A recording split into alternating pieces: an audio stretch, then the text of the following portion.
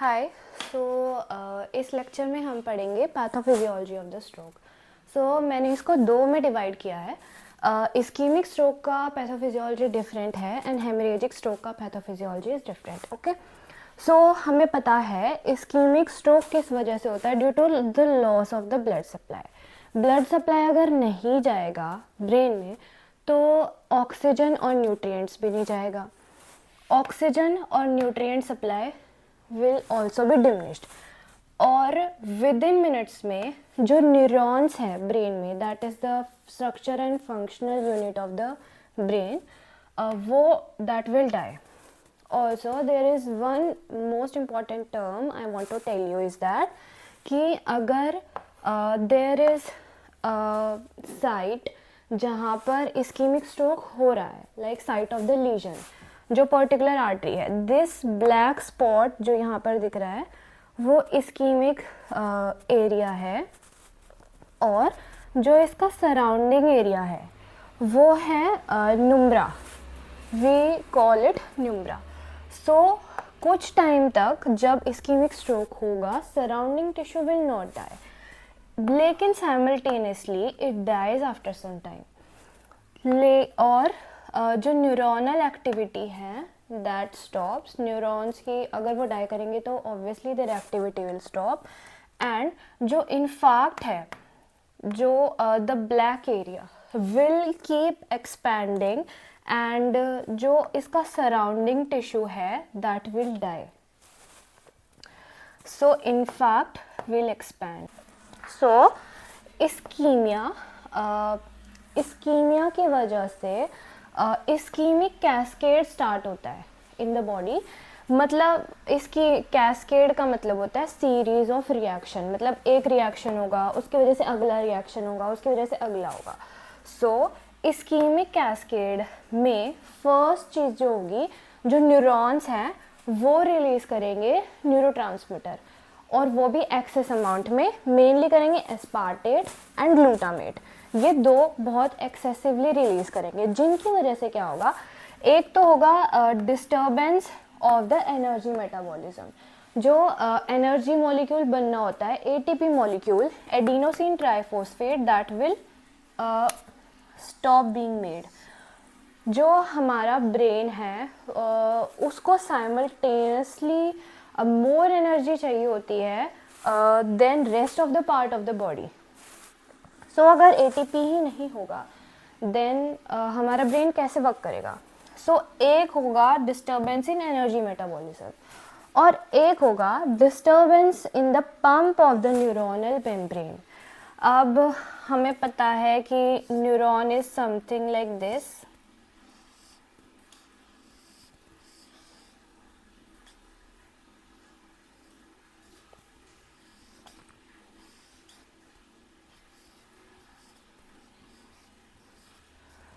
जो इसकी मेम्ब्रेन है न्यूरॉन की, जो मेम्ब्रेन है उसका जो पंप है, suppose here is the pump. ये जो पंप है इसका हो गया है एब्डोमिनल फंक्शन, हो गया है इसका स्टार्ट. इसके अंदर क्या होगा, this will be known as anoxic depolarization, कि इसमें there will be excess influx, कि बाहर से बहुत सारा कैल्शियम जो है वो अंदर आए जा रहा है. This calcium will be abnormal and ये रिएक्ट करेगा, और ये दो चीज़ें करेगा. First of all it will react with the intracellular phospholipid. जो फोस्फोलिपिड होंगे उनके साथ रिएक्ट करके it will form free radicals बना देगा. और दूसरा कि जब ज़्यादा कैल्शियम हो जाएगा in the neuron, there will be release of the nitric oxide and cytokines. And we know free radicals, nitric oxide and cytokines, all of these are so much harmful for the body, and so it will further lead to brain damage. This was all about the ischemic stroke. Now we will move forward to the hemorrhagic stroke, कि इसमें क्या क्या होता है. अब हमें पता है कि जब ब्लड वेसल का रप्चर हो जाता है, अब ये ब्लड वेसल है, इसका रप्चर हो गया तो ब्रेन के अंदर जो फ्लूइड है वो एक्यूमुलेट हो जाएगा और लीक हो जाएगा. Leakage of blood in the brain parenchyma tissue is one of the consequences of the rupture of the blood vessel and it will lead to cerebral edema. Cerebral edema हो जाएगा. We know कि collection of fluid is known as cerebral edema. तो cerebral edema से क्या होगा? Intracranial pressure increase हो जाएगा. जो ब्लड है वी ऑल नो कि क्रेनियम जो ब्रेन है, brain is surrounded by a layer called the cranium. So जो क्रेनियम है इसका प्रेशर इंक्रीज होगा क्योंकि जैसे जैसे ब्लड बाहर जा रहा है it is creating a pressure on the outer side. ठीक है, इस प्रेशर की वजह से there will be intracranial hypertension होगा and both of these will lead to two things.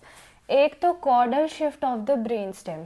Chordal मतलब जब हमारी बॉडी में कोई भी चीज़ डाउनवर्ड साइड जाती है that direction is called caudal. Okay, so caudal shift of the brain stem. हमें पता है कि this is the brain stem, this part is the brain stem. So there will be herniation of the brain stem कि वो herniation is the protrusion of the inside material of the brain. मतलब brain stem जो ऊपर थी वो बाहर निकल के इधर आ गई है. ठीक है, सो सेकेंडली क्या होगा? There will be neurological deficits and other symptoms कि हार्ट रेट बढ़ जाएगा, वाइड पल्स प्रेशर हो जाएगा, लॉस ऑफ कॉन्शियसनेस हो जाएगा and there will be unreactive pupils.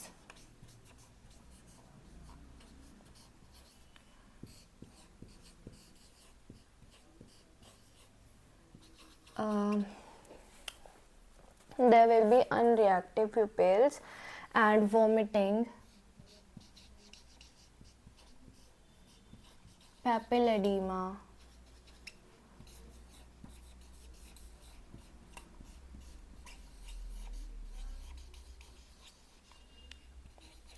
and further on कि अगर इसको मैनेज नहीं किया गया then it will lead to death.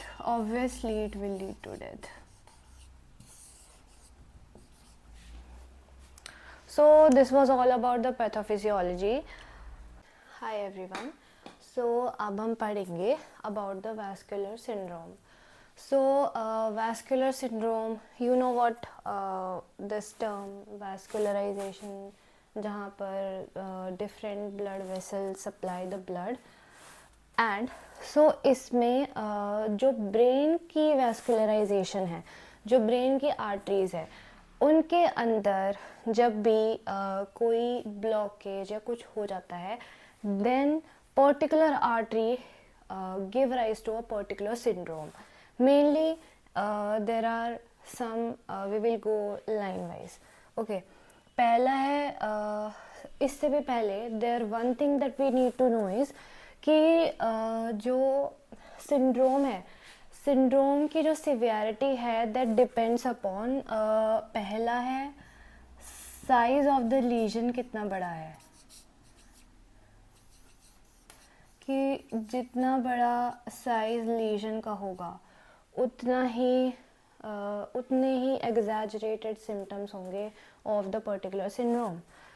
And secondly what is the location.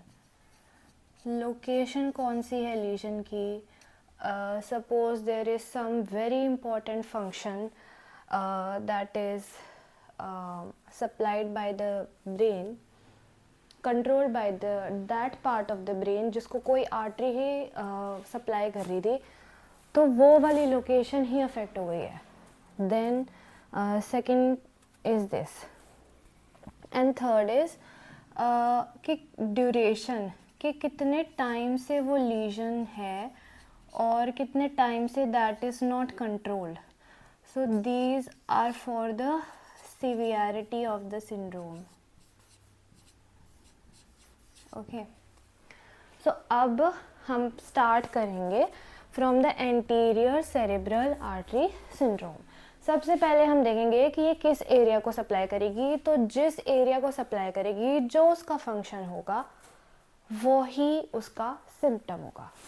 Okay, सो ये सप्लाई करती है मीडियल सेरेब्रल हेमिस्फेयर को, medial aspect of the cerebral hemisphere, like you know, right? Suppose this is the brain, so this is the lateral side and this is the medial side. So medial aspect को ACA supply करेगा. Okay, and दूसरा, it supplies the frontal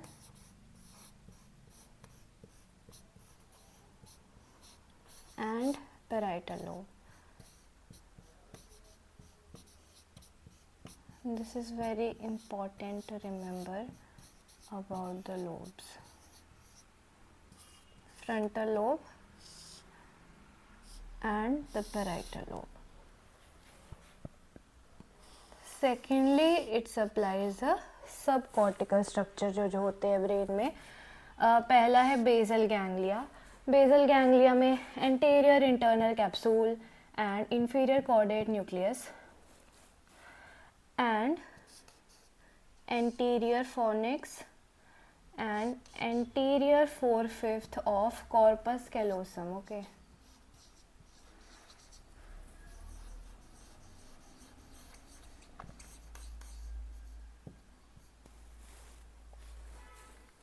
this also supplies to the superior frontal gyrus. I will write here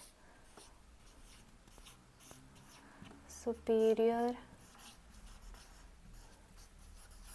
frontal gyrus. So syndrome के characteristics depend करते हैं mainly on the areas. So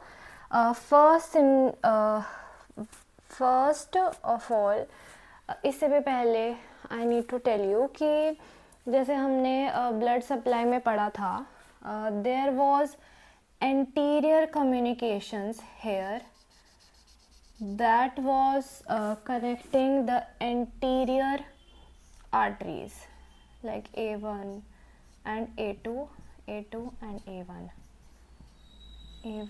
and A2. so ये जो है anterior communication.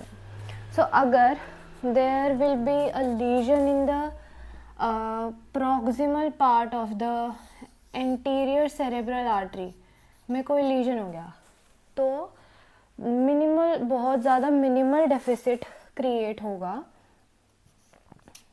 क्यों होगा वो? क्योंकि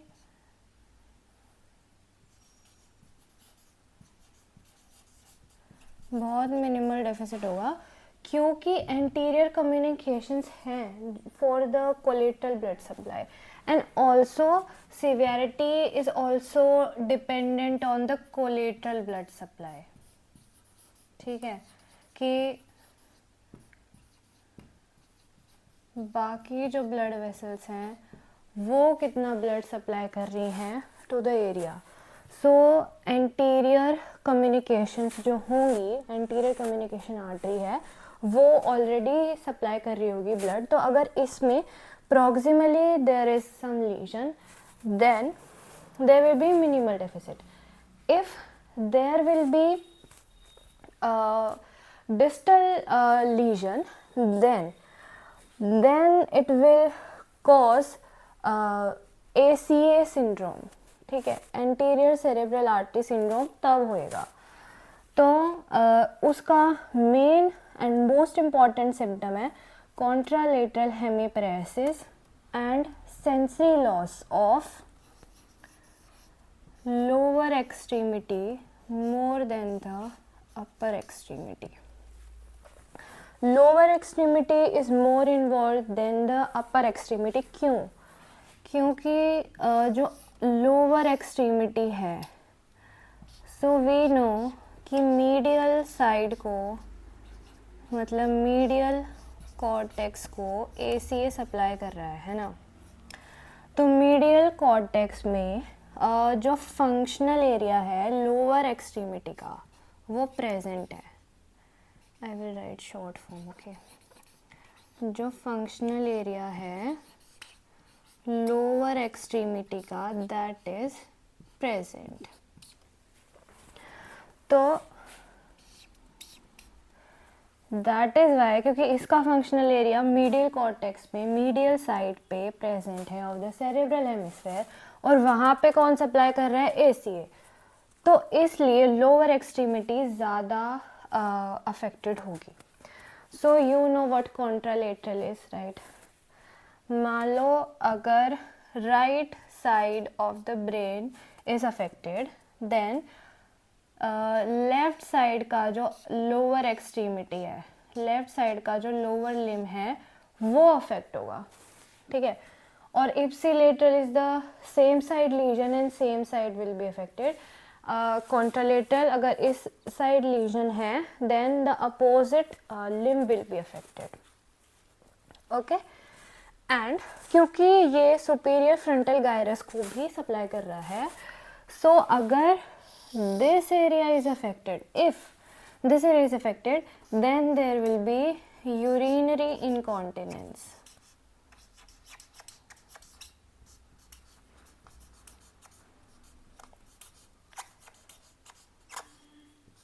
Okay,